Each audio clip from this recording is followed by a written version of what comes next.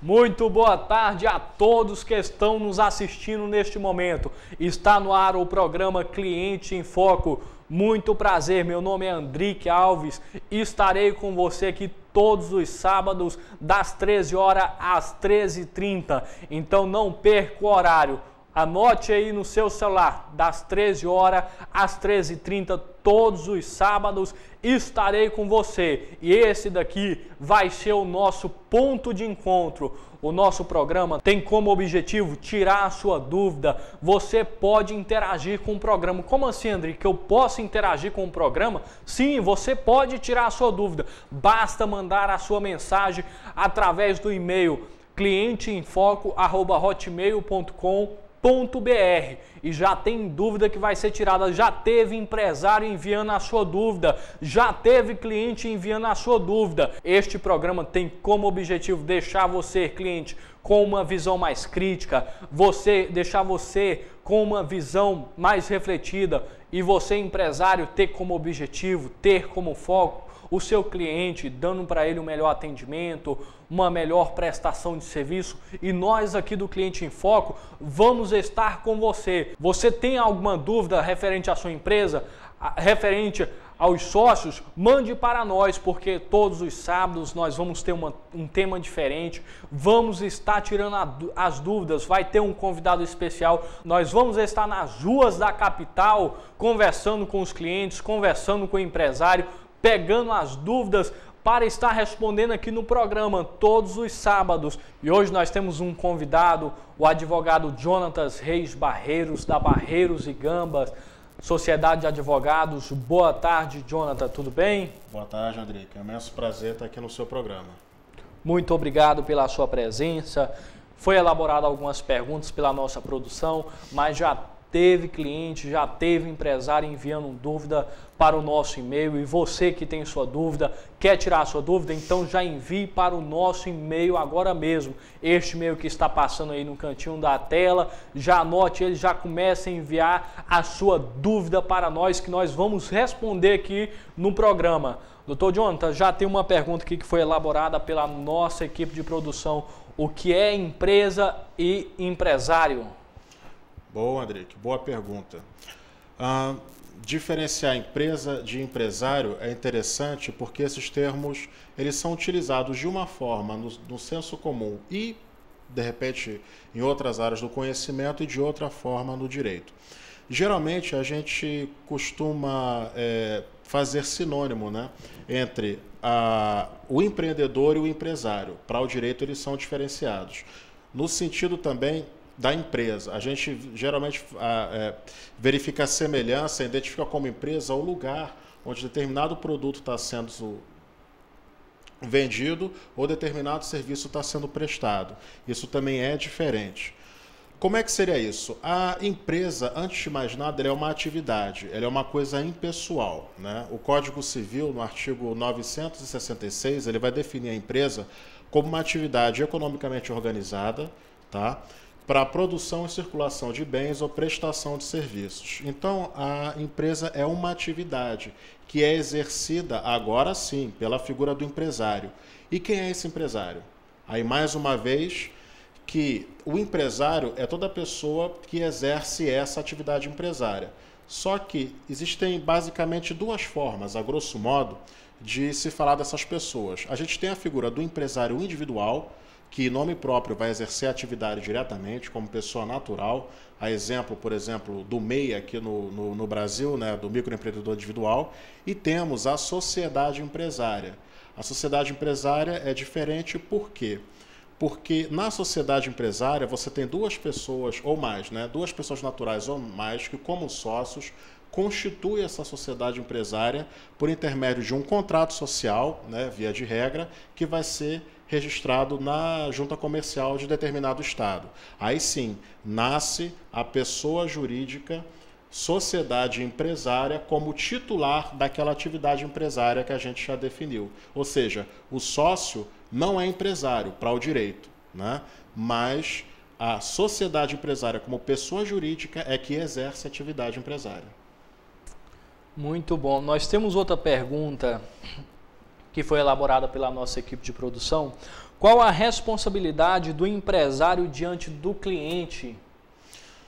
Muito importante, aliás, muito importante mesmo, porque responsabilidade é aquilo que o empresário precisa pensar 24 horas por dia, seja diante do cliente, seja diante dos seus empregados, seja diante da parte fiscal, tributária, enfim.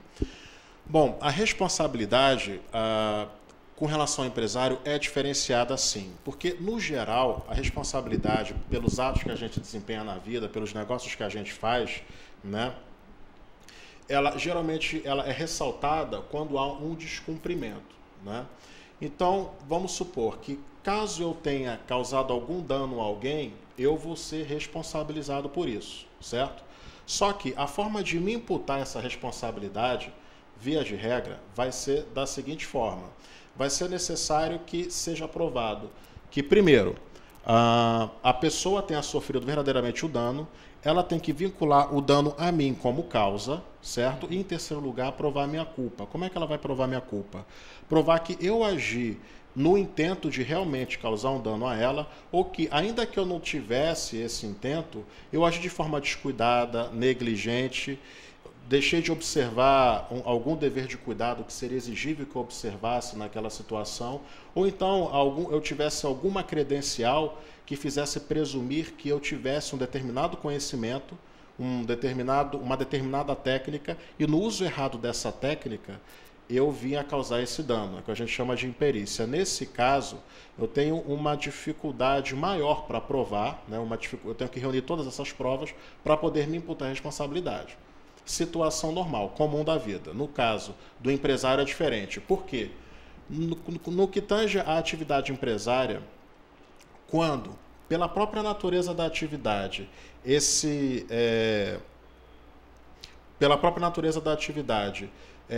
implicar algum tipo de risco ao direito de outrem, né?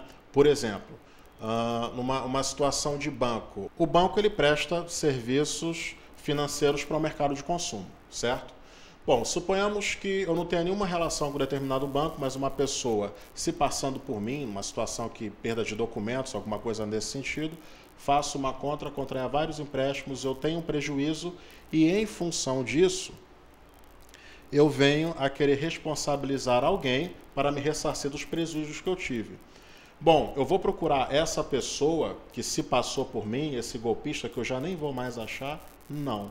Eu vou procurar diretamente a instituição financeira e responsabilizá-la por isso, porque a atividade dela já implicava esse risco a mim. E com relação, por exemplo, ao Código de Defesa do Consumidor, essa responsabilidade ainda é maior, porque nas relações de consumo, a única forma do fornecedor de serviço, no caso, a sociedade empresária, o empresário individual, que coloca o serviço no mercado, se escusar da responsabilidade, é provar, por exemplo, que ele não colocou o produto no mercado, ou que, de repente, aquele produto não tem defeito, né? Ou então que a culpa é exclusiva do consumidor. Então, o conselho é, a lei sempre vai presumir que o empresário tem total domínio técnico sobre o serviço e o produto que ele coloca no mercado. Então, o empresário tem que ser extremamente criterioso quanto a isso, porque qualquer prejuízo que no processo vier a ocasionar alguém pelo produto ou serviço que o empresário coloca no mercado, ele tem uma margem de responsabilização muito maior. Tem uma outra dúvida que foi elaborada pela nossa equipe de produção. Qual a diferença entre a responsabilidade da empresa e a responsabilidade dos sócios? Pois é, André, que essa pergunta é interessante, porque a maioria das empresas que a gente se relaciona e vê por aí são sociedades empresárias limitadas, né? Por que essa dominação e por que essa preocupação em, de repente, limitar essa responsabilidade? Como é que isso funciona? Quando uma empresa nasce, o que a gente tem? A gente tem uma sociedade empresarial, uma pessoa jurídica que nasceu e tem, portanto, uma personalidade diferente da personalidade dos sócios. Também o patrimônio dela, que é vinculado a essa personalidade, é diferente do patrimônio de cada sócio, tá, que constitui essa empresa. E, por outra via, a sociedade empresária é que vai, em nome próprio, exercer a atividade empresária, logo se responsabilizar pelas consequências do exercício dessa atividade. Portanto, se essa atividade empresária gerou prejuízo a alguém, é a sociedade empresária que vai ser responsabilizada.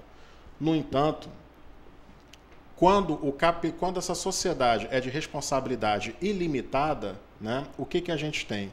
Significa que, embora o patrimônio dela seja diferente do patrimônio dos sócios, né, na medida em que o patrimônio dela não bastar para, por exemplo, ressarcir um prejuízo, o patrimônio do sócio vai ser atingido, né, para esse ressarcimento em uma segunda ordem, ou seja, é como se fosse um direito de preferência. Primeiro, o patrimônio da sociedade empresária vai ser atingido e depois do sócio, quando ela é ilimitada. É por isso que surge a preocupação da responsabilidade limitada na constituição da sociedade empresária. No caso da sociedade empresária de responsabilidade limitada, o patrimônio da empresa ele vai responder totalmente. No entanto, o patrimônio dos sócios, na medida em que ele integralizou todo o capital social, na medida em que todos os valores correspondentes às cotas dele no capital social foram integralizados por ele, não há mais responsabilidade vinculada ao sócio com relação a terceiro, fica só na empresa.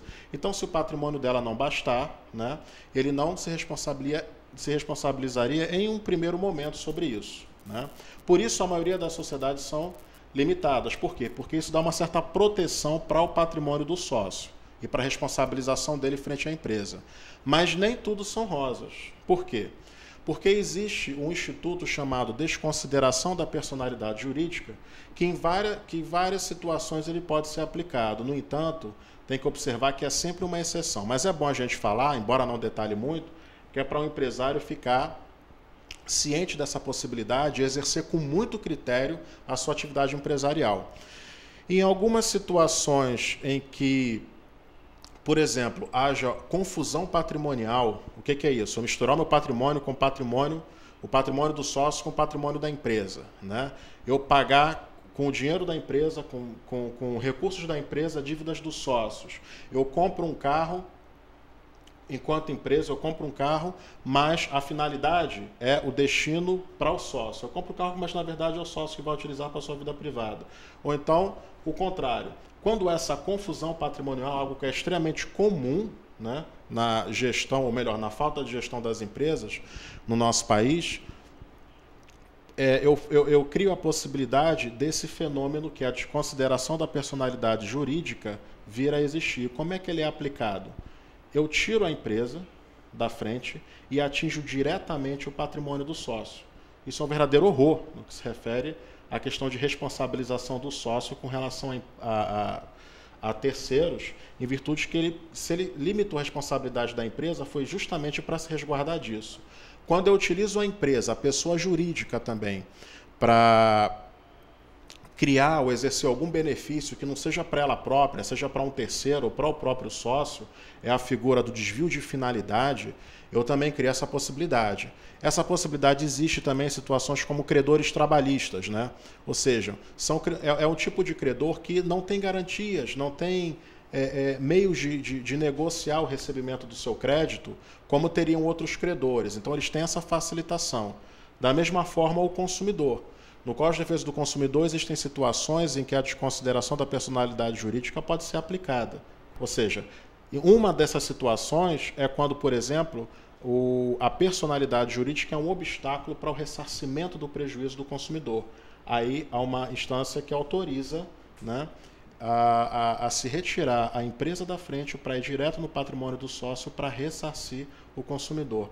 É muito importante, até mesmo alerta para os sócios das empresas, para não fazer esse tipo de manobra, porque isso daí é um alerta, o Dr. John está tirando essa dúvida, e para você empresário que pensa em fazer uma manobra ou esteja fazendo, ainda há tempo de se regularizar perante a lei para não estar fazendo esse tipo de manobra. Agora nós vamos para as perguntas dos nossos telespectadores. Tem uma telespectadora que enviou um e-mail para nós com uma pergunta, que ela está com uma dúvida. Ela montou uma lanchonete há 5 anos atrás, doutor Jonathan, e agora o proprietário do imóvel está pedindo. E como ela descreveu aqui no e-mail, ela fez um ponto comercial, ali tem 5 anos ralando, trabalhando ali, e agora o proprietário chega e pede o imóvel. Bom, André, que essa é uma situação que não é incomum, na medida em que a maioria das atividades empresariais elas são exercidas em imóveis alugados, né? Então, o que acontece aí? Existe uma proteção legal, né, pela lei do inquilinato, que protege a atividade empresarial nessas situações de locação. Como é que seria isso? Bom, através de um instrumento chamado ação renovatória, né, quando o locador não manifesta interesse ou não quer continuar com o contrato de locação e quer que a pessoa que o empresário se retire do imóvel, né, essa ação renovatória ela é um instrumento que vai substituir a vontade desse locador, ou seja, vai obrigar a que esse locador renove o contrato por igual período, tá? Mas tem alguns critérios para essa ação renovatória poder ser acessível, né? E que critérios são esses? Primeiro, a atividade exercida no local tem que ser empresarial, certo? O segundo critério é que o contrato, né, de locação seja escrito e seja por prazo determinado. A soma dos contratos, ou se foi um único contrato, enfim, o tempo de permanência ali pelo contrato ou pela soma dos contratos tem que ser igual ou superior a 5 anos, certo? E ainda tem um outro detalhe.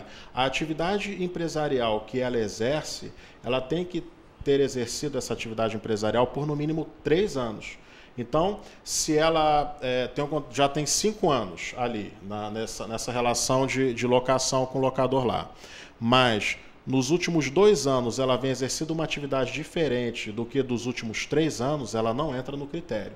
Mas mesmo assim, cumprindo esses critérios, o locador ele pode vir a retomar alegando alguns motivos que a lei determina. Dentre esses motivos, por exemplo, quando ele recebe uma melhor proposta de locação ou de compra do imóvel de um terceiro. Nesse caso, a locatária empresarial ela tem o direito de preferência para cobrir essa proposta. Se não cobrir, o locador pode retomar. Uma outra questão é quanto ao prazo para o exercício desse direito. É muito importante. O prazo para a ação renovatória, e muito cuidado com isso, são os primeiros 6 meses do último ano de locação. Então, no último ano de locação, eu tenho um espaço de 6 meses para me movimentar. Nos primeiros 6 meses. Passando disso, eu já não tenho mais o direito de exercer, de acessar esse instrumento. Não sei se isso é exatamente o caso da Lívia, e é por isso que é importante se procurar um profissional habilitado, capacitado, para primeiro, né, ouvir toda a história e saber de todas as situações e, claro, verificar todos os documentos comprobatórios. Ok? Então, no caso aí da Lívia, ela tem que estar exercendo essa função há 3 anos, a mesma atividade. A mesma atividade há 3 anos, exatamente. E 6 meses antes de concluir, finalizar o contrato, ela já tem que recorrer a um... Não. Nos primeiros 6 meses do último ano. Do último ano. Então, se de hoje falta 1 ano para o contrato terminar, pelo prazo dele, né? De hoje eu tenho 6 meses para exercer esse direito. Se no primeiro dia, após os 6 meses, eu quiser exercer, eu já estou fora do prazo, já estou fora desse resguardo. Então, Lívia, se o seu caso estiver dentro do prazo, então vale a pena fazer o que o Dr. John está falando, procurar um profissional habilitado, contar o seu caso para ele, para estar chegando a um acordo, tanto com o proprietário do imóvel, locador, quanto você também, locatário, que já está exercendo essa função há 5 anos. Muito obrigado, Lívia Paz, pela sua audiência, pela sua pergunta, que é a dúvida de vários empresários, e tirou aqui a dúvida de vários empresários mesmo na capital, que vivem na mesma situação que a sua. E eu quero agradecer também a presença do Dr. Jonathan, que esteve aqui conosco, tirando as dúvidas dos nossos telespectadores e respondendo também as perguntas que foi elaborada pela nossa produção. A honra foi toda minha, André, que eu que agradeço. Então, muito obrigado. E este foi o Cliente em Foco, que vai estar no ar todos os sábados, das 13 horas às 13h30. Então já marque no despertador do seu celular para você não esquecer. E você, empresário, você, cliente, tem alguma dúvida? Já mande para o nosso e-mail que está passando aqui na sua tela. Anote ele, mande a sua dúvida. E muito obrigado pela sua audiência. Fiquem com Deus, um ótimo final de semana e tchau a todos.